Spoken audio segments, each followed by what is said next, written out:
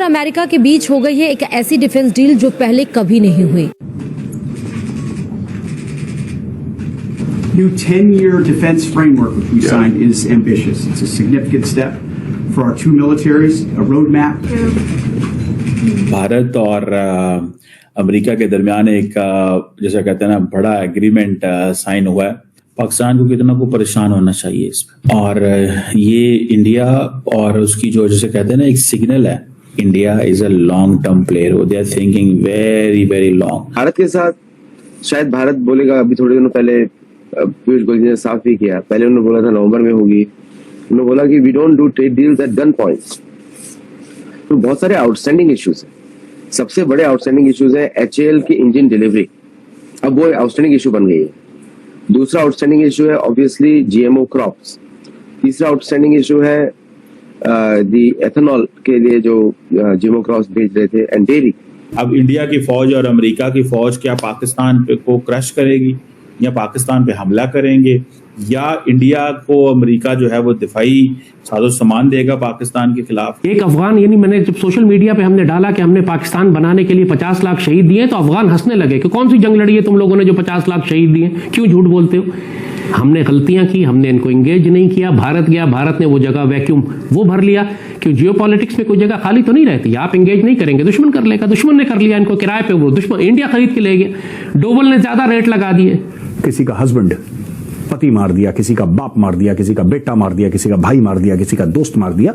आज की तारीख में इतनी शदीद नफरत है पाकिस्तानी पंजाब से।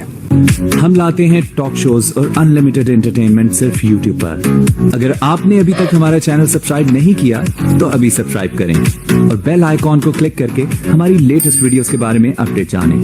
मलेशिया की राजधानी कुआलालंपुर में रक्षा मंत्री राजनाथ सिंह के साथ बैठक के बाद अमेरिकी डिफेंस सेक्रेटरी पीट हेग्सेथ ने इसकी घोषणा की है।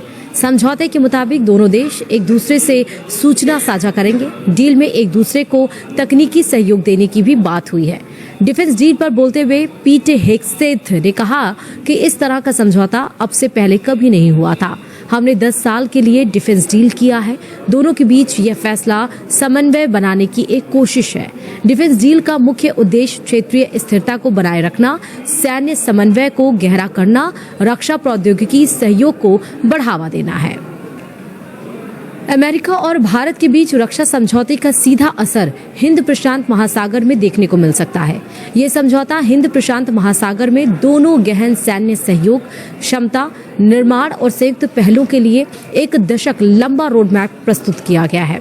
चौर साहब, 2-3 बातें आपसे पूछनी है आज। एक तो सबसे पहले इंडिया और अमेरिका का दिफाई मुआहदा हो गया, डिफेंस एग्रीमेंट हो गया। चौर साहब, ये बड़ा इंपॉर्टेंट एग्रीमेंट है कि ये क्या होने जा रहा है, इंडियंस क्या करेंगे। हमारे खिलाफ नया मास खुल गया है।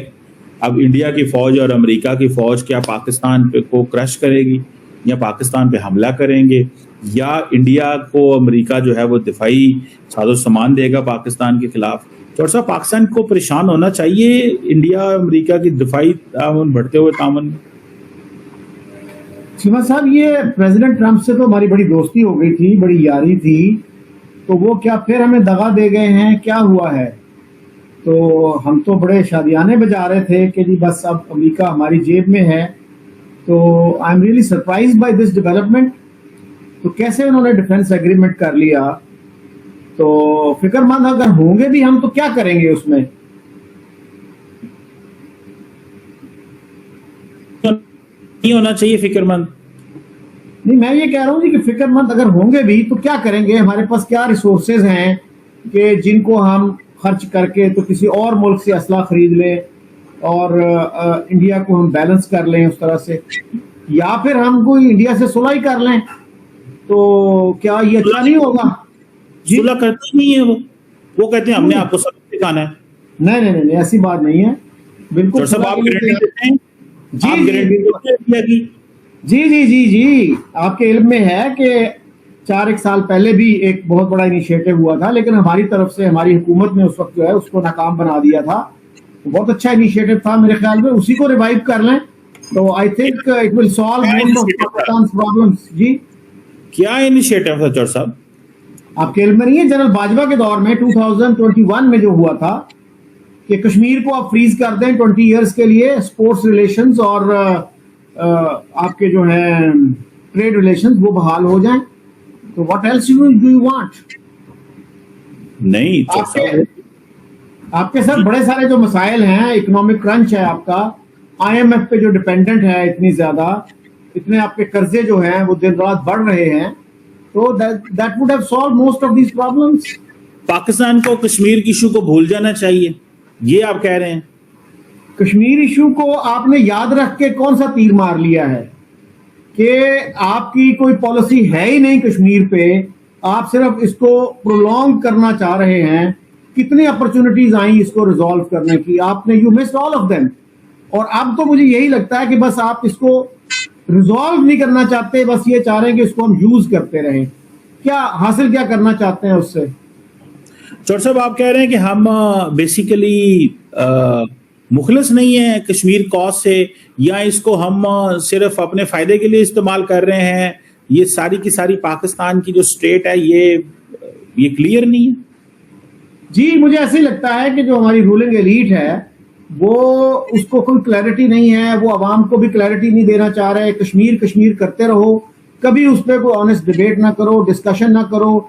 इंडिया के साथ आपने एक खड़का रखना है, सो कश्मीर कम्स इन हैंडी। तो अगर हमारे यहाँ कोई एनलाइटन लीडरशिप होती तो हमारे इंडिया के साथ ताल्लुकात बहुत बेहतर होते और कश्मीर का मसला भी कब का रिजॉल्व हो चुका होता। देखें, नहीं तो मतलब हम इसको हैंडी रखना चाहते हैं, और वो जो टेररिज्म को हैंडी रखा हुआ उन्होंने, सिंपल इस बात है जी, जब भी बात हो टेररिज्म आप करा रहे हैं, अफेक्टेड हम हैं, वो कह रहे हैं टेररिज्म करा लें। तो चौर साहब, ये अमेरिका बीच में बैठ के अगर ये आप कह रहे हैं कि हमें सुलह कर लेनी चाहिए, इतना कुछ है। अभी रिसेंटली जंग में अमेरिका का असला पास था, रशिया का असला पास था, ठीक है हम कमजोर हैं। चीमा साहब, मैं तो जंगी जुनून वाला आदमी नहीं हूं, मैं तो नहीं चाहता कि जंगो जदल हो, और मैं तो अमन की बात करने वाला बंदा हूं। मैं तो हालात को बेहतर बनाने की तरफ जाना चाह रहा हूं। मतलब अगर एक चांद पड़े तो दूसरा चिगाल कर दे, ये वाली पॉलिसी आपकी? नहीं सर, मैं ये नहीं कह रहा। मैं ये कह रहा हूं कि अगर आप पंगे नहीं लेंगे तो कोई आपको तंग नहीं करेगा। अगर आप खुद पंगे लेंगे तो फिर मसाइल आएंगे, प्रॉब्लम्स आएंगे। तो अगर हमने सर कश्मीर पे कोई क्लैरिटी लाए होते, सोचा होता कि यार इसका क्या हल है, इसकी कॉस्ट बेनिफिट एनालिसिस क्या है, तो हमारे हालात बहुत बेहतर होते चीमा साहब। और आज जो है हमारे 45% से ज्यादा लोग गुर्बत की लकीर से नीचे जिंदगी ना गुजार रहे होते। हमारे जो हैं 40% बच्चे स्टंटेड ग्रोथ का शिकार ना हो रहे होते। हमारे 27 मिलियन बच्चे स्कूलों से बाहर ना होते। हम अपना मुस्तकबिल जो है वो तारीक कर रहे हैं इस कश्मीर के पीछे लग के। और रूलिंग एलीट जो है वो 2% हो, 3% हो, जितनी भी है, उसके तो मजे हैं, और वो उनको कोई फिक्र नहीं है। वो लोग जो मुश्किल हालात से गुजर रहे हैं। कौन है अपना चौर साहब, ये कौन सी बारी लीड है? आप फौज की बात कर रहे हैं? उसमें मतलब फौज के सीनियर लोग भी आते हैं। तो आपको ये वीडियो कैसा लगा कमेंट बॉक्स में जरूर लिखिए। इस वीडियो को लाइक कीजिए, शेयर कीजिए, सब्सक्राइब करना ना भूलिए आपके चैनल EFCZ को। मिलते हैं अगली वीडियो में। जय हिंद।